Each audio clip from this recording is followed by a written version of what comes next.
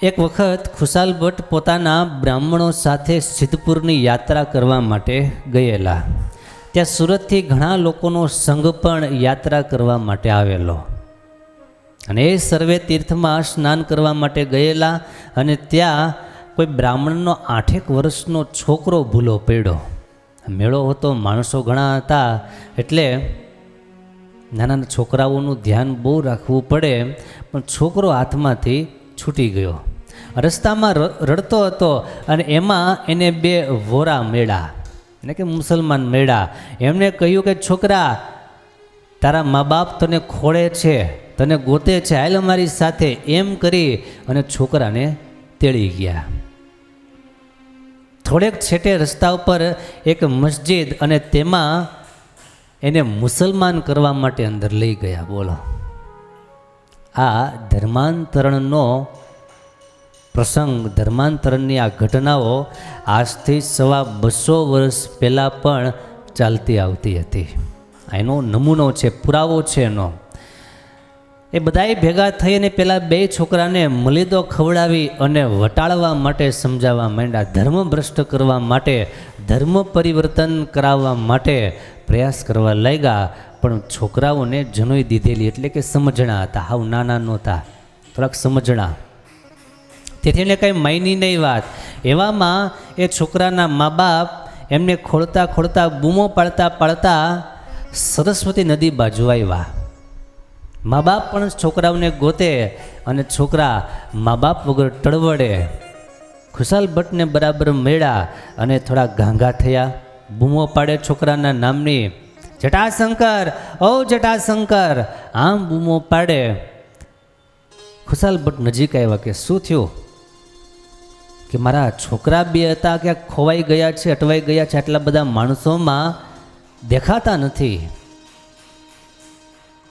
એટલે ખુશાલ ભટ્ટે આંખ બંધ કરી, કારણ છોકરાઓ છે ક્યાં, અંતરદ્રષ્ટિ કરી, આંખ બંધ કરી અને આખું એ ચિત્ર બરાબર નજરની સામે આવી ગયું કે પેલા મુસલમાનોની અવળાઈ અને દુષ્ટતા જોવામાં આવી, ધ્યાન ઉપર આવી કે 2 છોકરાઓને મસ્જિદમાં લઈ ગયા છે ધર્મ પરિવર્તન કરાવવા માટે.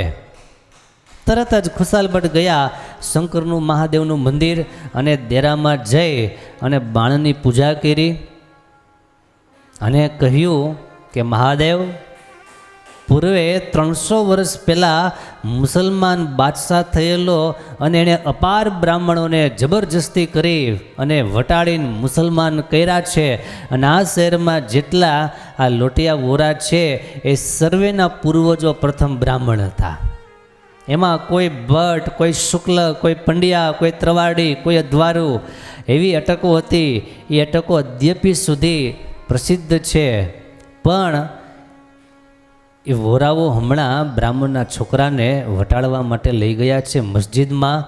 અને મહાદેવ, તમે તો મહાસમર્થ છો, માટે હાલો એની આપણે રક્ષા કરીએ.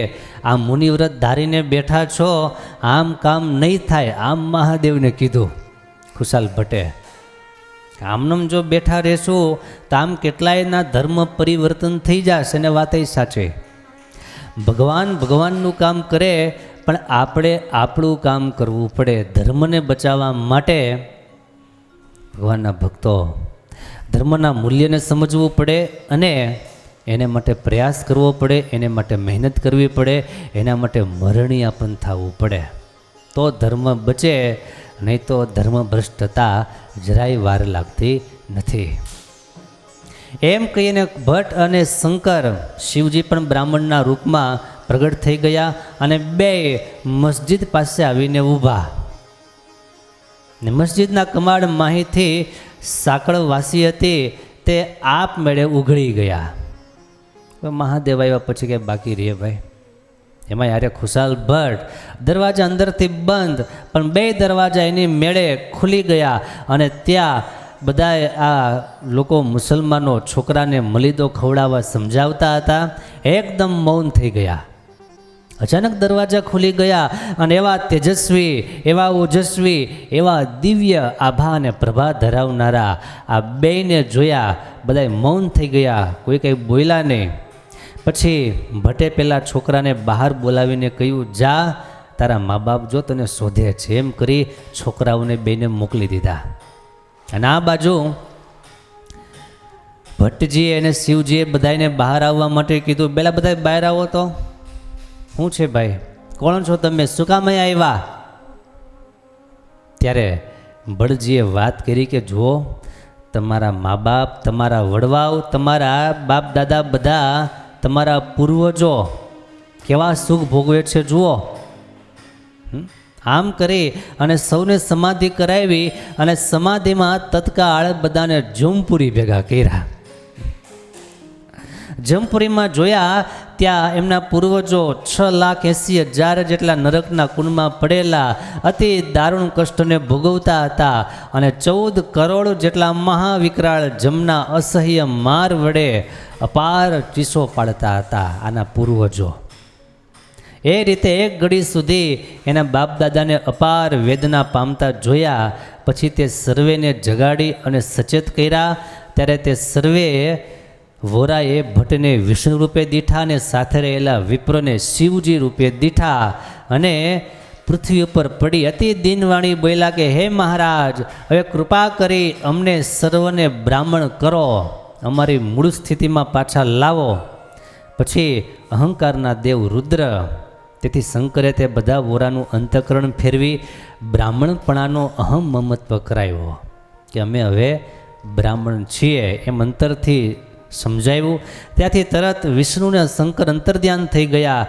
પછી તો તે બધા વોરાઓએ દાઢી કાઢી નખાવી, ચોટલીઓ રાખી, જનોઈ પહેરી, કોઈ સામવેદી, કોઈ યજુર્વેદી, કોઈ ઋગ્વેદી, કોઈ અથર્વવેદી એમ બોલતા રામ રામ, કૃષ્ણ કૃષ્ણ, નારાયણ નારાયણ, શિવ શિવ એ રીતના રાત દિવસ ભજન કરવા લાગ્યા. આવી રીતે ખુશાલ ભટ્ટ અને શિવજીએ બંને સાથે મળી અને વટલાયેલાને ફરી પાછા પોતાના સ્વધર્મમાં લાવ્યા, ફરી પાછા હિન્દુ કર્યા. આવી એક સરસ ઘટના આજથી 250 વર્ષ પહેલાં ઘટેલી. પણ તેમને પૂજા સંધ્યા અર્ચન કરવાનો, મંદિરમાં પૂજા કરવાનો અધિકાર નહોતો મળેલો. પણ સમદમાદિક બ્રાહ્મણના ગુણ પ્રમાણે વર્તતા અને સર્વે વોરા હિન્દુ ધર્મને વિશે તે નિષ્ઠાવાળા થયા.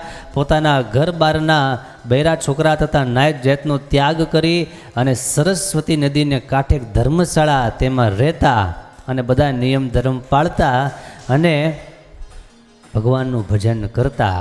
આવી રીતે વટલાયેલા બ્રાહ્મણોને ફરી પાછા બ્રહ્મત્વ પ્રદાન કરી અને સમાજમાં એક વાત સમજાવી. કદાચ કોઈ માર્ગ ભૂલી ગયું હોય, કોઈ વાટ ભૂલી ગયું હોય, કોઈ લોભે કરીને, કોઈ ભયે કરીને, કોઈ દુરાગ્રહે કરીને, કોઈ લાલચે કરી અને પોતાનો ધર્મ કદાચ કોઈ ચૂકી ગયા હોય તો હિન્દુ ધર્મ એટલો વિશાળ છે, એનું હૃદય એટલું વિશાળ છે કે કોઈ ધર્મભ્રષ્ટ થયું હોય તો એને પુનઃ પાછા યજ્ઞ કરાવી, પવિત્ર કરી, જળ છંટકાવ કરી, ગૌમૂત્ર છંટકાવ કરી એને ફરી પાછા હિન્દુ ધર્મમાં સમાવિષ્ટ કરી શકાય છે. પછી એનો ઉપહાસ ન હોય, પછી એનો ક્યારેય વિરોધ ન હોય, એનો સ્વીકાર જો હિન્દુ સમાજ કરવા માંડે તો હિન્દુ ધર્મ મજબૂત થાય.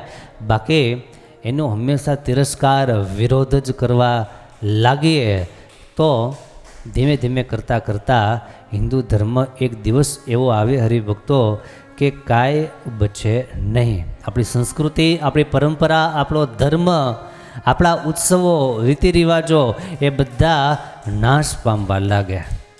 તો આવો સરસ એક પ્રસંગ અહીંયા આપણે સાંભળો. સિદ્ધપુરમાં આવી એક ઘટના ઘટી, એમાંથી ઘણી બધી પ્રેરણાઓ મેળવવા જેવી છે.